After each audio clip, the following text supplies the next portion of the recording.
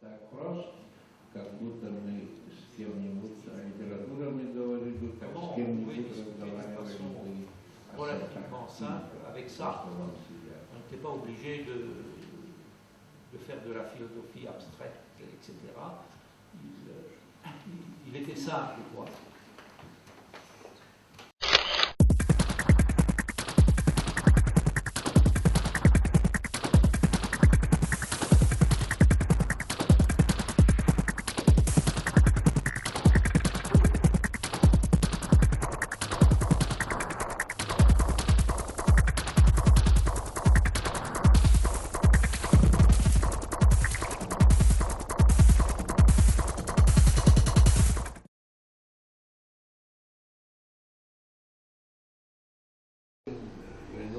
You were just stay there and learn English. How many hours a day?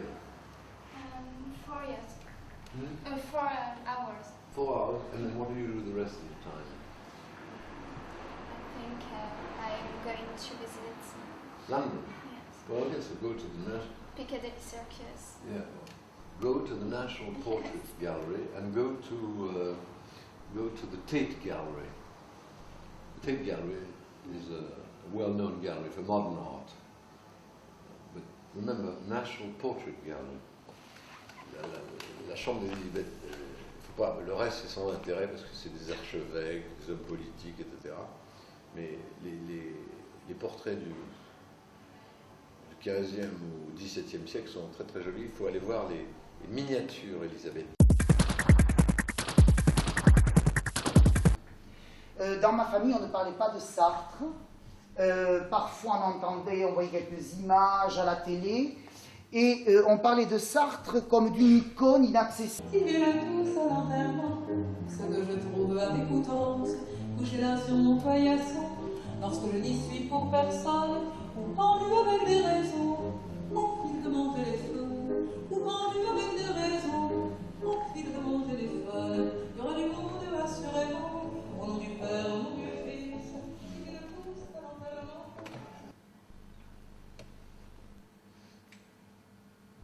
Vous avez à me dire? Que voulez-vous savoir de plus? Je n'ai rien à cacher. J'ai accepté. Qu'auriez-vous fait à ma place? Je me suis croisé les bras et ils m'ont fusillé. Où est la... N'est-ce pas? Il y a des gens qui ont souffert pour nous jusqu'à la mort, et cela nous amusait beaucoup. À présent, il faut payer. Est-ce que vous... L'enfant est venu tout de même. Je suis allée passer 5 mois en Suisse. Est-ce que tu me désires? C'est tout ce que je veux. Vous perdez sens? C'est de la paix, confondu! Et nous sommes ensemble pour toujours, pour toujours! Je que c'est pour toujours! Alors, je sourire. 007, le caméraman. Enfin. Ah non, non, non. La pose en... Voilà, c'est le suivant.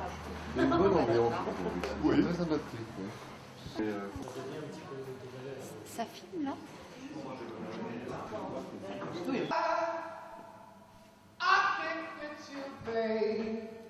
Donc, c'était cette époque-là.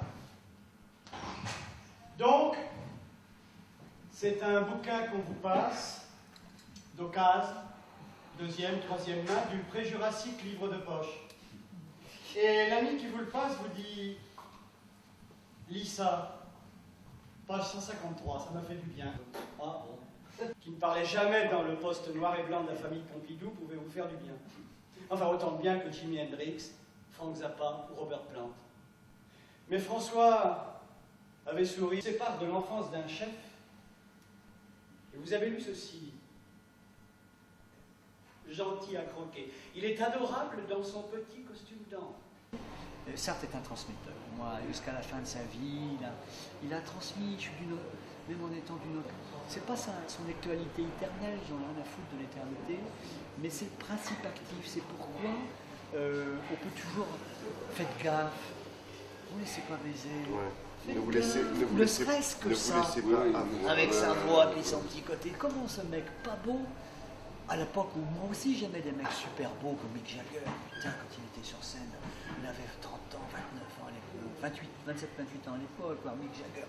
Là, j'aimais Sartre aussi, physiquement. Ou quand on voyait Robert Plant chanter avec Jimmy Page, moi j'avais un concert de rock ou tout ça. Et Sartre faisait partie pour nous, quelques copains, qui nous permettaient de chier dans la colle, pour parler vulgairement.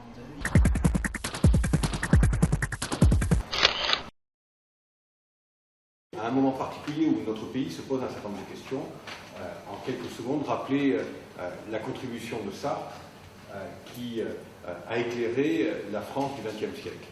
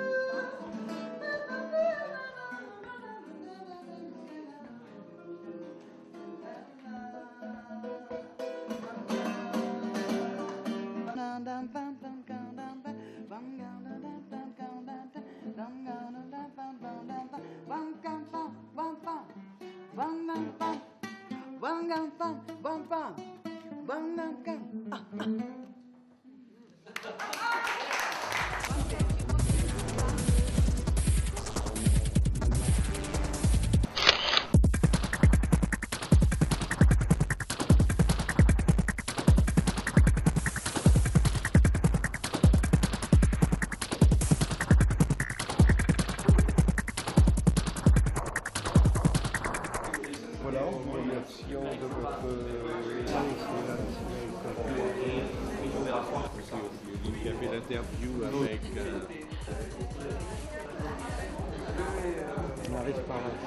Sartre n'a pas mené une vie misérable dans des cahutes ou des choses comme ça. Quand il voyageait, il allait généralement dans les grands hôtels.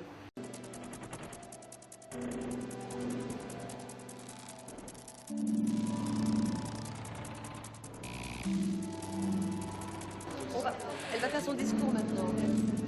Tout d'abord, merci Karine, à vous. Liste Béarn, aujourd'hui, depuis hier, en fait déjà, après une atmosphère très particulière qui se distingue.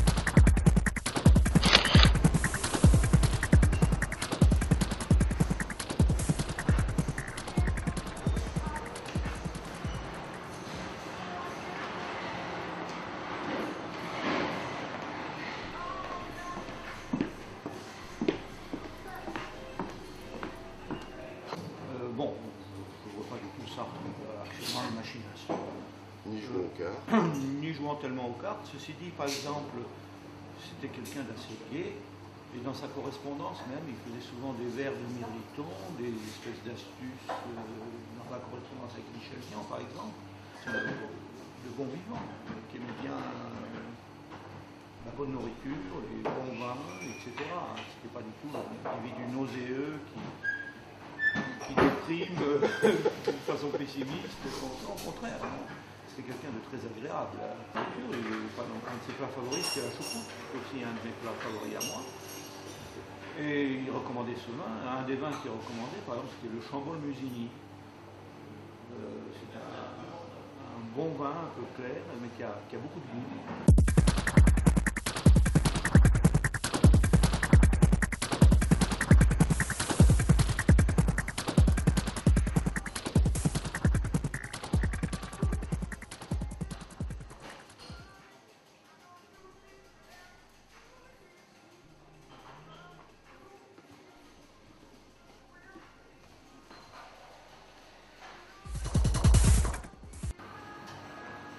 Sartre dans les casinos, je Oui, le vois mal. voilà. À ma connaissance, il a peu fréquenté ces lieux. La question qu'on se posait avant le téléphone, c'est finalement les rapports de Sartre, est-ce que ça a été évoqué avec le jeu? Le jeu, si c'est un jeu dans un sens plutôt métaphorique, je pense que c'est très important pour lui. Le jeu, dans la mesure où c'est l'imaginaire, la fiction, l'invention, la création. Mais imaginez Sartre devant une machine à sous. Mais ça, oui, mais c'est pas le jeu qui est très imaginaire, je suppose. Moi, je ne suis pas un grand connaisseur des jeux du casino. Le hasard, certainement, est très important, mais je ne crois pas que ce soit très créatif. Il y a trop, la part du hasard est trop grande et celle de la création trop petite pour que ça puisse, selon mon idée, intéresser Sartre. Il y a une antinomie absolue entre les jeux de hasard et Sartre. Je pense, oui.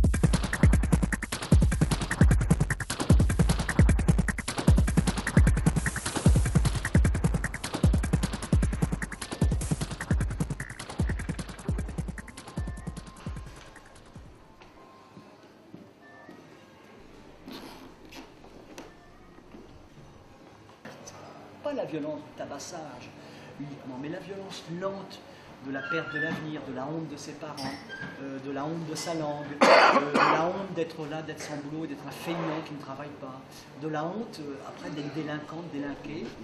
Cette honte, 15 ans, 20 ans, 30 ans, cette violence inerte de l'état des choses ressort, et ça peut là. Écoute, je vais te dire merci. Ben, je t'en prie. Merci. Merci. Comment c'est ton prénom? Je sais que c'est le même que le mien. Ah oui. Ça va. Merci. De rien. Je me demandais un peu où était passé Sartre. Là, je cherchais un petit peu pendant ces deux, trois jours. Mais...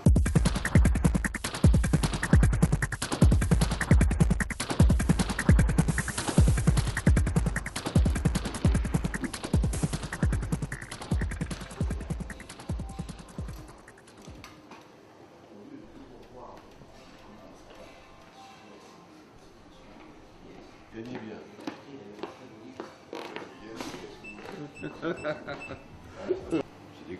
Mais bien sûr, il l'avait fait déjà avec Malraux.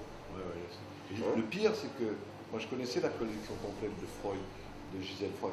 Dans cette série-là, il y avait des photos de Malraux à peu près les mêmes, sans cigarette. Mais je sais pas, c'est absolument scandaleux. Enfin, c'est anti-Sartry impossible. Alors là, pour le La connerie. c'est de la connerie. Non, je dirais pas ça. Voilà, excusez-moi.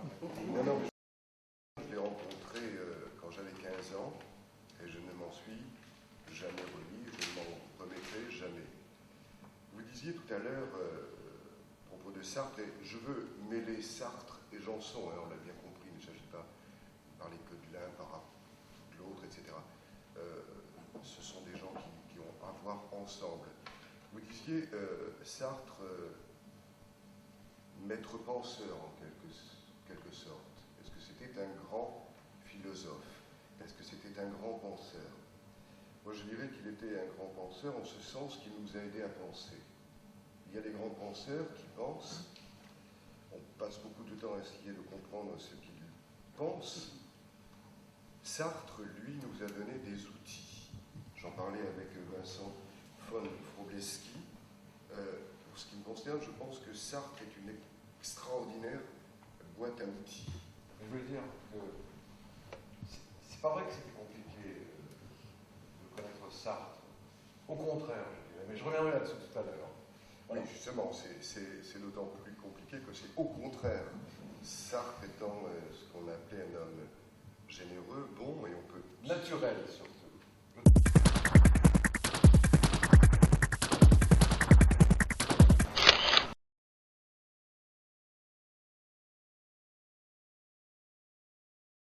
Il est descendu dans le bar et bon, il m'a pas plu comme ça et je ne savais pas, je ne voyais, j'avais vu beaucoup de photos mais je ne l'imaginais pas si petit. Mais dès qu'il a prononcé les premiers mots, je me suis sentie à l'aise et comme si je le connaissais depuis longtemps. Tout d'abord, il avait un regard bienveillant, la voix douce et tout ce qu'il disait c'était clair. Je voulais préciser juste une petite chose parce que je sais que vous m'aviez un peu évoqué le titre, donc les tribulations de M. Sartre et de Boire vers le Caucase, comme peut-être un titre un peu saugrenu, un peu sarcastique. Oui, il y avait un peu de cela, mais en même temps je me référais très sérieusement aux mots et au moment où Sartre tente d'apprendre à lire tout seul. Et qu'est-ce qu'il fait? Il s'enferme dans un cagibi avec les tribulations d'un Chinois en Chine.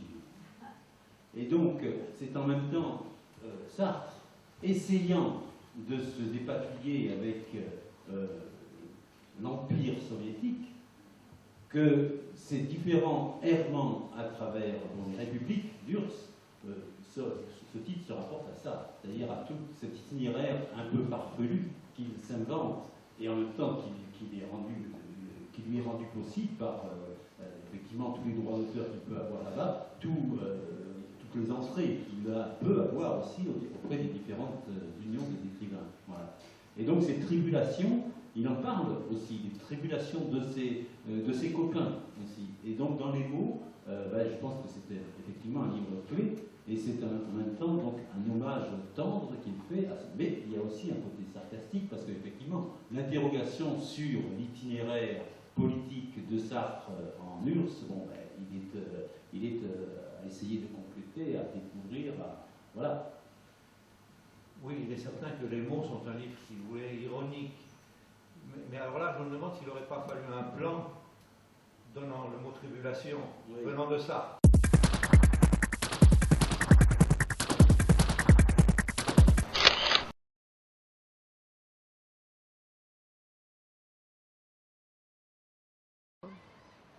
Et là, heureusement que mon quart de secrétaire était là, parce qu'elle a tout entendu. Je lui dis que je parle de lui un peu dans le bouquin que je vais sortir là. Et alors je raconte diverses choses. Puis je lui dis, putain, je t'accroche pour la Shoah là, parce que toi, Elie Wiesel et Marc Alter, notre OPA, ça commence à bien faire. Il se contracte, puis il s'en va. Et le lendemain, je reçois de lui une lettre. Olivier, vers la fin, c'est signé tristement, qui m'accuse de reprendre la doxa des arguments contre lui, etc. Oh, il est emmerdant. Il est fastidieux. Alors, quand on parle, vous parlez d'autre chose, il est très gentil, très intelligent, drôle même parfois. Mais dès que vous touchez au problème juif, alors là, il explose sur place. Vous lisez Le Monde, je suppose. Pas régulièrement. Chaque fois que quelqu'un se mêle de parler de l'extermination des juifs, il envoie une lettre au Monde, en gueulant le journal, en disant... Mais il ne dit pas simplement qu'il est le seul à pouvoir en parler, mais il dit après Shoah, son film, il y a des choses qu'on ne peut pas faire. Ah, pourquoi?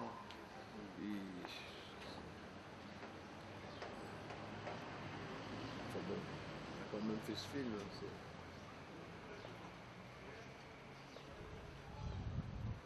J'aimerais bien savoir quel est le tirage des temps modernes aujourd'hui, que je ne lis plus moi, et je voudrais savoir quel nombre d'exemplaires achetés par abonnement par les affaires étrangères. Il suffit d'acheter 2000 exemplaires d'une revue pour qu'elle tienne. Oui. Ah, mais filme, lui, en plus, oui, on est coincé de tous les côtés là.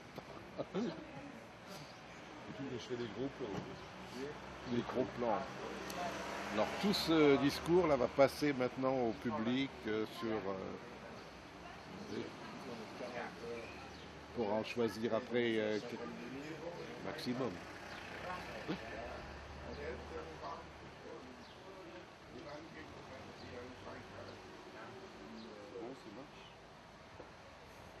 Nous allons tenter une expérience. Là, nous sommes justement de ce livre avec un DVD.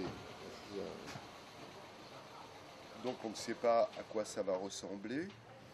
Pour l'instant, nous accumulons des Parce qu'il y a des moments où on matériaux. oublie qu'ils sont là. Puis on voit lui là qui approche son Michel qui est avec sa lumière.